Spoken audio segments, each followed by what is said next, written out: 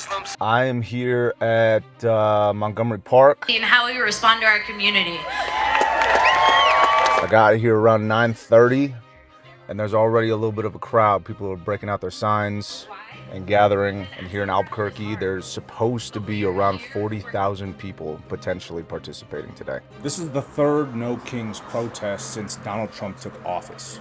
I'm asking people why they are participating, but also asking if they believe what they are doing is actually making a difference. It makes me so hopeful to see so many people out that are very committed to making changes in this country. It feels good to be around a bunch of people who feel like I do. There's a commitment to this movement.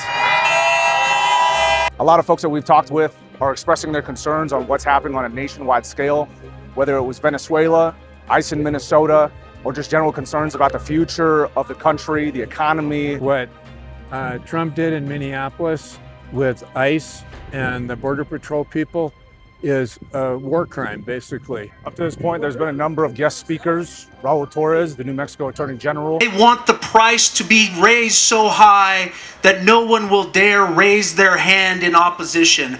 I am here today because I say no to that. Stacey Abrams from Georgia. They've taken the 10 steps to pull our democracy into authoritarianism. But if there are 10 steps to authoritarianism and autocracy, I'm here to tell you there are 10 steps to freedom and power, and we're going to take every single one. And also former United States Attorney Alex Ubaez shared a few words. It's either a future that works for all of us or a future that works for none of us. I can't say for sure if there was 40,000 people that actually attended this event, but I can say for sure that there was definitely a massive crowd that came out to participate.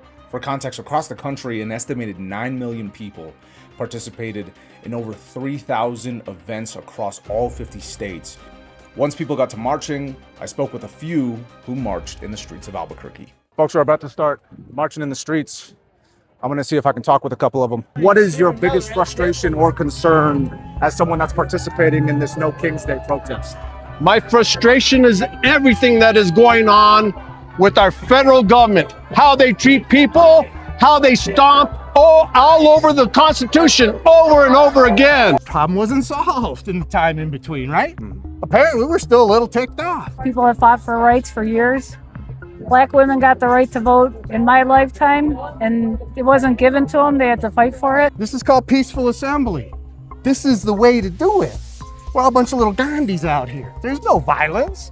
I'm grateful that I was able to get a chance to speak with some of these folks that were participating in the No Kings protest, but I do want to be able to balance this out. Earlier in the day, I posted about the fact that I was going to be covering this as an all-day event, and there were some people that reached out to me through my social media platforms sharing a different perspective. Some saying they don't necessarily understand the value of these protests and that they don't understand what type of difference these types of events can actually make.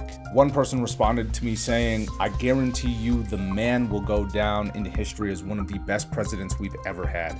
The left-wing Democrats and the left-wing media is just poisoning these poor people into thinking a bunch of bullshit about this guy." Another person also responded to me saying, "While I support their rights to protest, what they are going against doesn't exist.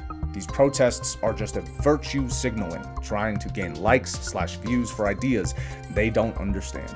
A White House spokesperson also addressed the protests happening on a nationwide and even global scale, calling them Trump derangement therapy sessions, and also said the only people that care about these types of events are the reporters that are paid to cover them. The reason I wanted to go so in depth with this video is because there's only so much that you can cover in 90 seconds when it comes to broadcast television or even being able to interpret something over a print/digital article. I wanted to be able to show the interactions with the people that I had today, in addition to the speakers and the people that have a different view on these types of things, even if they may not be seen as favorable to the people that I spoke with today at a No Kings protest. I think it's important to be able to shed light on both sides, 50-50, regardless of what I think or what other people say.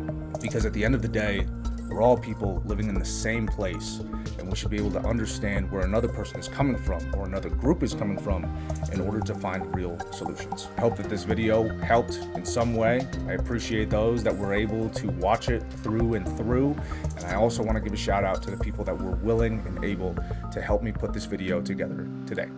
Thank you.